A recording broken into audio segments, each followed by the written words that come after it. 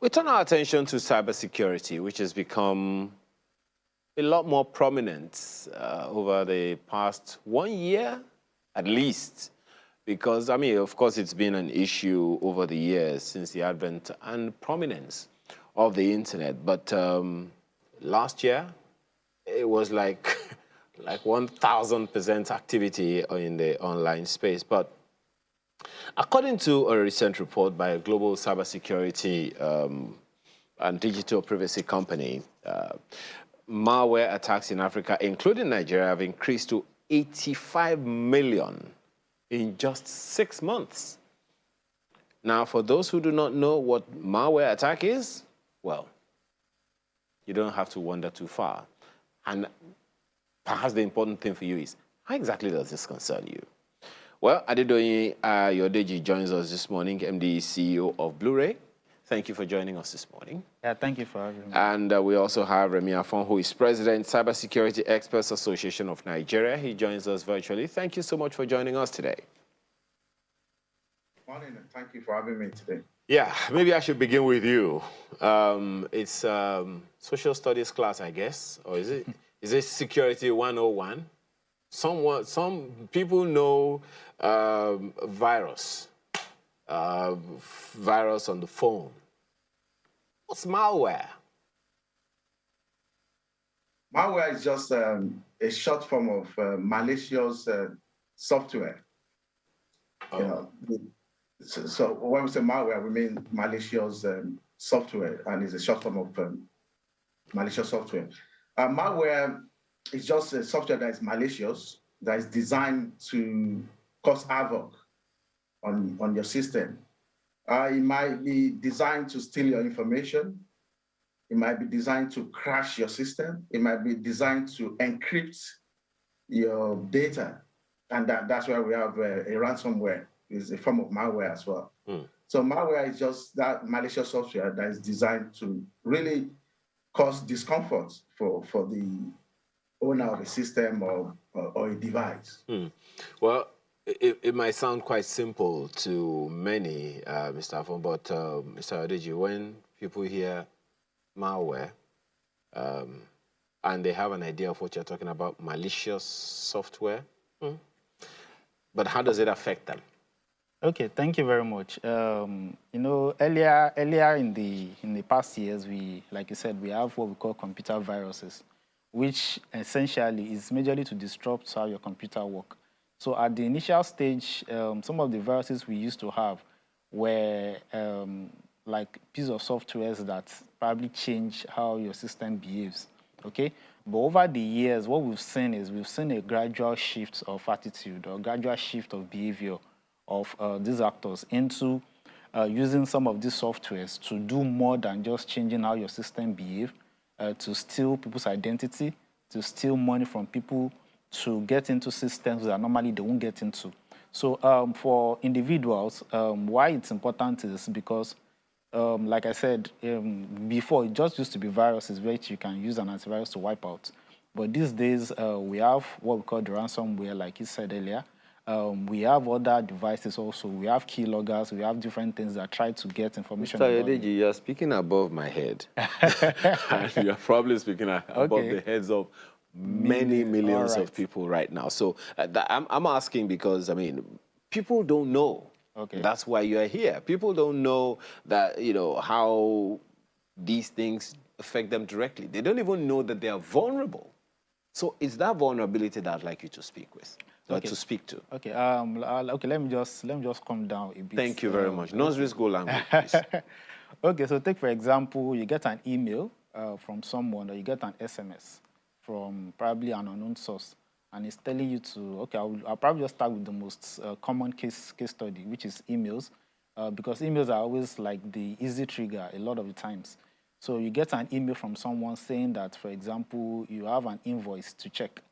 And you're like, okay, am I expecting an invoice from someone? I'm like, okay, let me just open it up. I see a PDF there, and I click on that PDF link in my inbox. And it opens up another page for me. And it's telling me to log in, like logging into my email again before I can view it. And I log into my email, and nothing happens. I'm like, okay, I don't know what happens, and I close the browser and probably go to some other things. In the next probably 31 hour, I'm getting notification that my email password has been changed, my contact information on my social media account has been changed, and all that. So it's always it's as simple as that. That's like a simple case scenario where you get a phishing, what we call a phishing email, which is sent out to you. It's sent out en masse, sent out to a lot of people, and the idea is to harvest information. Now, because we have what we call social engineering is trying to trick us, or trying to trick people to behave the way they should behave, like natural human response. You trigger natural human response to get people to do certain things that normally they won't do.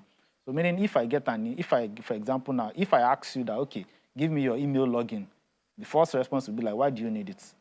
So the next thing I need to do is, okay, if I want to get an email login. I won't even say that, I'll just say no. What do you need it for? So the next thing I need to do is, I know definitely I'll get a no from you. So what I need to do is to trick you to giving me that username and password, meaning that I'll send you an email, probably acting as like maybe your IT officer in the office or something, and tell you, oh, your email is compromised, or this is that. Can you log in to verify your information? Or, for example, I could act as your bank and say that your account will likely be blocked, and if you don't rectify it now, you will likely lose your money or something. So by nature, people respond to that. Oh, the bank is sending me an information that my account will be blocked, or my PIN number will be blocked, or is hacked or something. I should act on it. So I click on the email, or I clicked on the SMS, and it takes me to a page and it's requesting me to enter my banking details. And once I enter that banking details, automatically they can always log in into my account and probably do anything malicious with it. So this, like I said, this is just like the general, this is like the most common thing we see around these days. Now, I'll talk about malware. Malware is a bit higher than this, in the sense that when I click on that link, what could happen is that it could automatically install a software on my computer, which I won't even know. And it monitors every of my activities, which is a bit more advanced, meaning that it installs a software, a malicious software on my computer, which monitors everything I do. So if I'm opening my banking accounts and my banking app, for example, it monitors what I'm typing in. It monitors every single thing I'm doing. It monitors all the password I'm entering into. All on my phone? Yes. On my phone? Yes. So it works on both on the laptop and the phone. For the phone, it could be an SMS. Usually get an SMS, yes. You get an SMS with a link in it, because our phones these days are smartphones. So meaning that even from your SMS, you can open a link inside your SMS. Yeah. So when you open the link, it can always install malware automatically on your phone. Wow. Well, Mr. Afo, I'm sure you would want to expatiate on that a little, further. But the question I want you to answer along the line would be: are people even aware that they are vulnerable? Or perhaps another way of asking: how vulnerable are we as a people, especially, talking about cybersecurity or cyber insecurity? Yeah, thanks. Unfortunately, a lot of people are unaware that they are vulnerable. Even apart from individuals, organizations are not aware that they are vulnerable. And according to statistics by Cybersecurity Ventures, cybercrime is going to cost the world about $10.5 trillion annually by 2025. That's to tell you the magnitude of cybercrime.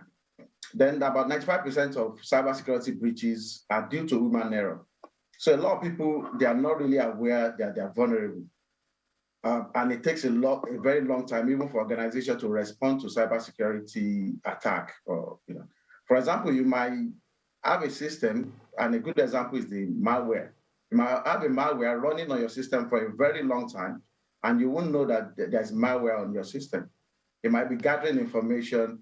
It might open up your webcam, such that whatever you are doing is recording it, it's doing screenshots. And these days we even receive emails from people that will tell you that, oh, we know some of your bad habits, we've recorded all your information, what you have done. If you don't pay certain amount of money in cryptocurrency, we are going to expose it online. So a lot of people are not aware that they are vulnerable, and we are very much vulnerable. So it's quite important, because even some organizations use some malware. We call it not really malware, they call it hardware. Hardware means advertising. So some advertisement that you are not even interested in, they plant it on your system, know your habits, browsing habits, and be able to target you to advertise that. Then we also have spyware. Spyware is like a spy, spying on your system and looking at your information. Then we have the ransomware that we have been talking about. Ransomware is quite common now. A lot of organizations are being attacked by ransomware. And even in Nigeria, a lot of some banks, most recently hospitals and universities have been subjected to a ransomware attack. And globally, it's increasing. So we're kind of vulnerable, but we don't know. So the most important thing is for us to, how do I know that I'm vulnerable? That's what we need to be looking at. How do I make myself reduce my vulnerability, so to speak? Mr. Afon, before you go to, because you have to tell us, how we know that we are vulnerable and how to not be vulnerable anymore. I just wanted to ask you right quick, because it will be a concern. You may want to save face. I will understand. I mean, you are an expert, and so you want to protect some things, and not to scare people. But are there banks that are also vulnerable and they don't know? Of course, even the most sophisticated cybersecurity plan and cybersecurity control is also vulnerable one way or the other. So it's just a matter of reducing the threat landscape and the vulnerability that you have to the barest minimum. So banks are vulnerable. That's quite, that's a fact. It's just for them to make sure that they reduce the vulnerability and be able to respond to any cybersecurity incident as quickly as possible. And that's the reason why there must be a cybersecurity incident response plan. It's not a matter of we are not going to get attacked. It's a matter of when. It's not if. So when we get attacked, what are we going to do? Let's quickly invoke our incident response plan. We have a cybersecurity law in the country, Mr. Afon. Beg your pardon, Mr. Ayodeji. I'm just wondering what you think of our approach to using that law. Is it even active? Is it being enforced? Do we have? We have a cybersecurity law. We don't need a cyber police, do we? Well, I would say we do. We do need. I think laws are not enough. Enforcement is key. If you have laws and you don't enforce, then what's the point of the law? And if the law enforcement officers or the law enforcement agencies are not equipped or are not in the capacity to work within this space, then the law is just there as a law, in the textbook or in the book somewhere as a law. So what we essentially need to do, I think one of the few progress we've made in this regard is, I know recently the Nigerian military launched the Cyber Warfare Division of the Nigerian Army, which I think is one of the few positive things we've done with regards to cyber security and all that. But then what we're also looking at is we're also looking at agencies that are in charge of national security, which is the Nigerian police, like for example, like EFCC. This kind of agencies also to do more with regards to how to protect our cyberspace. Because in as much as we would want to say, okay, maybe we are not too vulnerable, the truth is that things are changing. And we are getting to that point where we, as a country, would eventually have to start using technology more. For example, we are talking about our elections in the last few months. We've been talking about elections and electronic result and all that. So no matter how we look at it, we can't continue to do things manually. Eventually, we would have to evolve as a country, as a society. But then what we evolve into is to use technology. And at that point, the question will be that are we going to be ready to respond to things? Because like the Niger speaker said, I think it's our response. It's not, no matter how secure you are, even the biggest tech organizations in the world, the Microsoft, the Apple, and all that, they still get hacked. But the difference between them and several other companies is the fact that they have a very good response time and a very good response to some of these things. So as a country, how are we boosting our response to some of these things in the future? One of the things anyone would want to raise about that one would be will be that of capacity, but we'll come to that one. Something you raised, a little while ago, pricked my attention, and I'm just wondering, isn't that why some people, I mean, if they know that they're going to be hacked, isn't that why some people will just say, look, please hold your technology, let me just stick with my manual? The challenge is, I think I'll just use a quote by Bill Gates, which said, because there are challenges with technology doesn't mean we shouldn't use technology. We can't, the world is evolving, and we can't continue to say, okay, because there will be challenges with technology, so we shouldn't use it, no matter how much you try. For example, technology has its own benefits, also has its own challenges. Now, if you look at even the manual process, it has its own challenges and it has its own benefits. But then the question you should now weigh, you have to weigh both of them. Okay. Which is because if I can do all my transactions right here and here, for example, in the bank, I mean, I don't have to go around the town to do whatever I need to do. And expose yourself to COVID-19. But Mr. Afon, let me ask you this. While you both were talking about, our response the other time, the question that came to my mind is that of capacity. There are those who believe, or rather who hold the opinion, that in terms of capacity to enforce our laws, especially our cybersecurity laws, we don't seem to have the capacity, or maybe the right caliber of people or people with the right expertise to handle those things, and consequently the shortfall in the area of response time that you talked about earlier. As an association, Cybersecurity Experts Association of Nigeria, what's your take on that one? How is that taken on board? Yeah, thank you very much. Yeah, you're quite correct. One of the major problems that we have, and it's a global problem generally, because in terms of cybersecurity capacity, there's a shortfall of cybersecurity professionals globally, and also in Nigeria. Nigeria is not, an exemption, and our own is even a worst case scenario because we don't have a lot of cybersecurity professionals. So, talking about implementing the cybercrime law, it was passed into law in 2015, and since that time, there's been a lot of challenges. As a matter of fact, that law is even due for review because there are so many crimes that are taking place now that are not captured in that law. For example, we've started having a lot of cryptocurrency fraud schemes and cryptocurrency crime taking place. So those are the things that we need to look into, But talking about capacity building, I look at it from two folds. The first one is to ensure that the law enforcement agency are properly equipped to do a lot of threat intelligence and to do a lot of intelligence work rather than rushing to arrest people. You see that, and that was what resulted in NSAS in those days, whereby you just see people with laptops, you arrest them. There's a need to do a proper intelligence work, try to monitor the criminal from time to time, and be able to build enough case. Once you build enough case, then you'll be able to arrest that person and come up with damning evidence. And that's the kind of thing we need to do. You need to be able to go into the dark web to do a lot of investigation. A lot of our data are being sold in the dark web.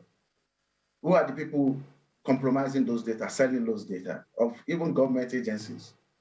So those are the things that we need to start with. We need to equip our law enforcement agencies to get to that level of the likes of developed countries that take their time to do proper investigation. So that's on one part. Another one is the judiciary. The judiciary needs to be properly equipped in terms of capacity. They need to really understand the digital evidence.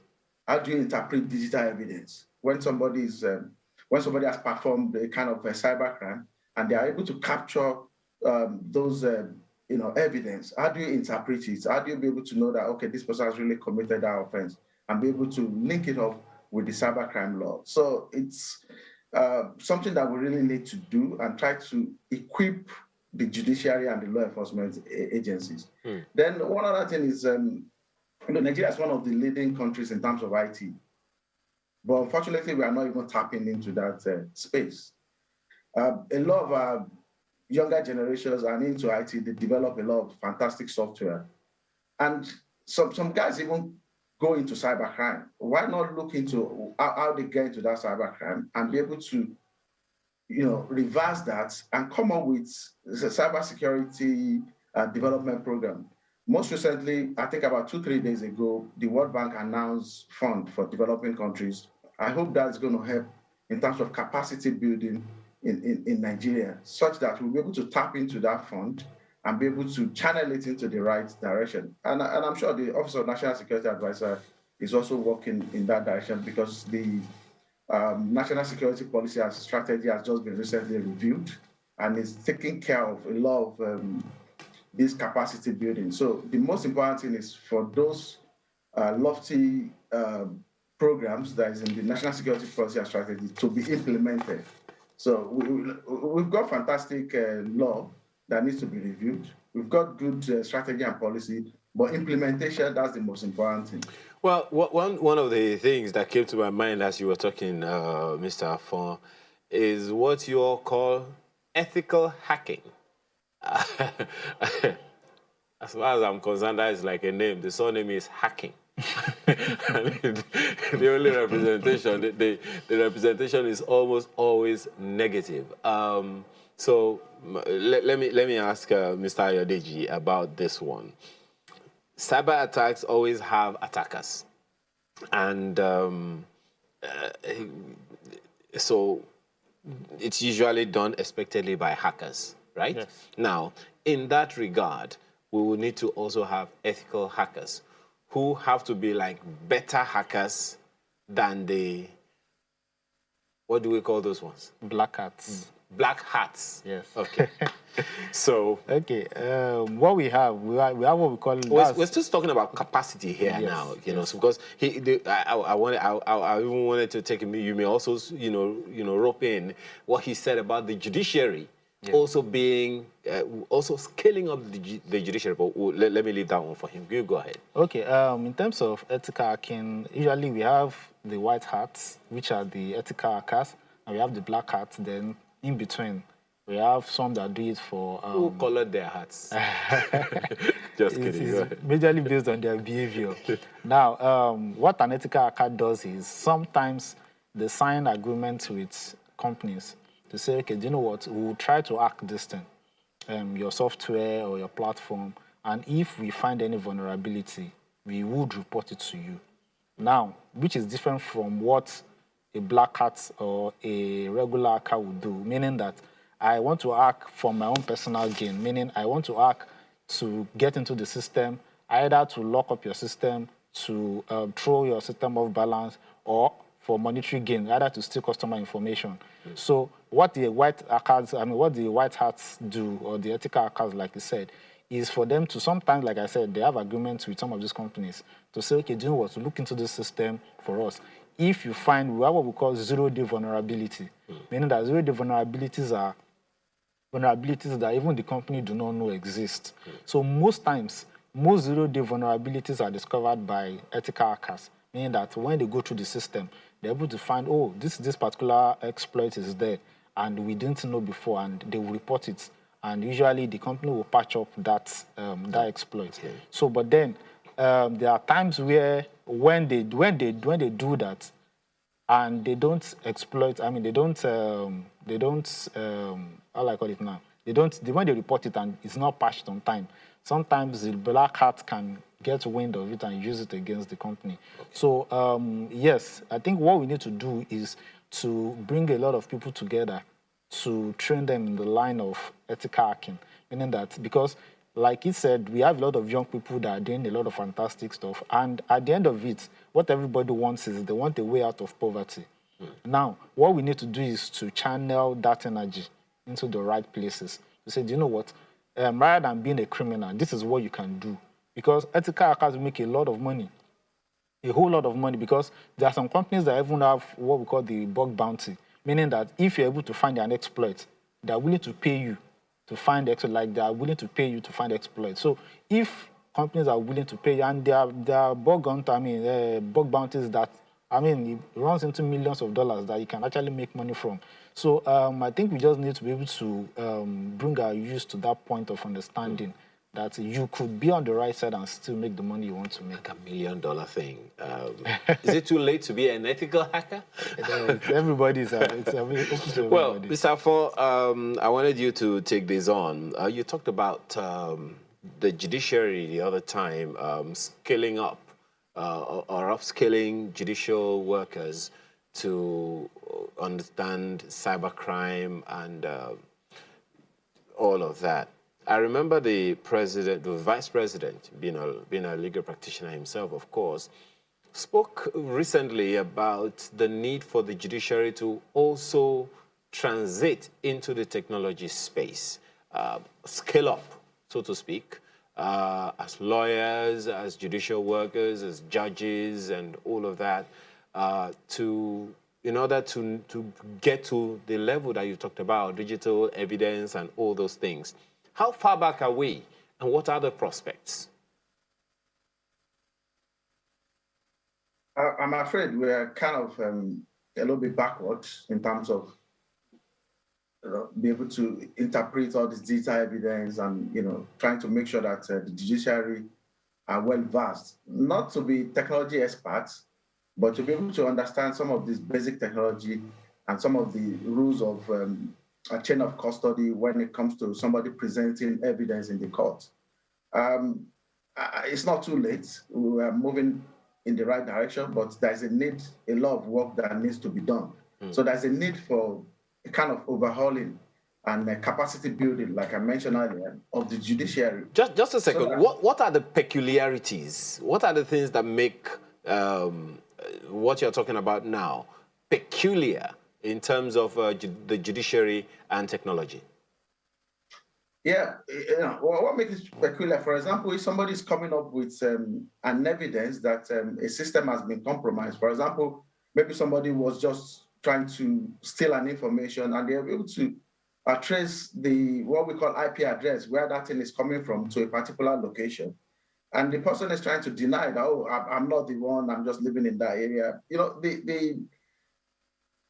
The cybersecurity experts or the forensic investigators should be able to come up with a convincing evidence to the judge.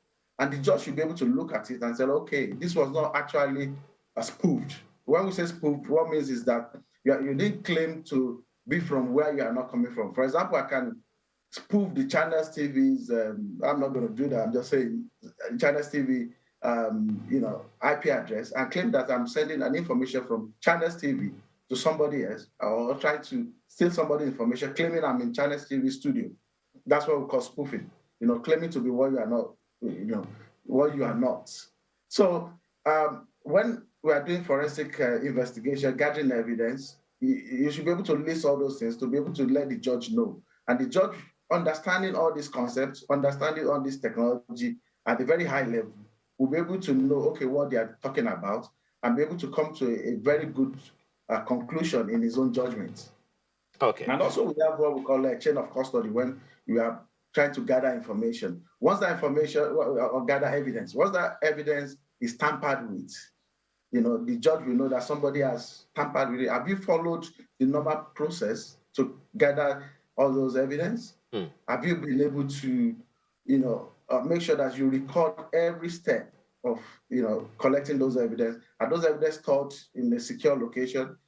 Are people not able to have access to those evidence? Those are the things that the judge needs to look. It's not that somebody is planting evidence on your system. It's a lot of things that you've packed into these things that you have said, because I'm just wondering if I make a video. I mean, in these days of photoshopping, of video editing and all, understanding the difference between what is real and what is not, that's another, kettle of fish altogether, but God.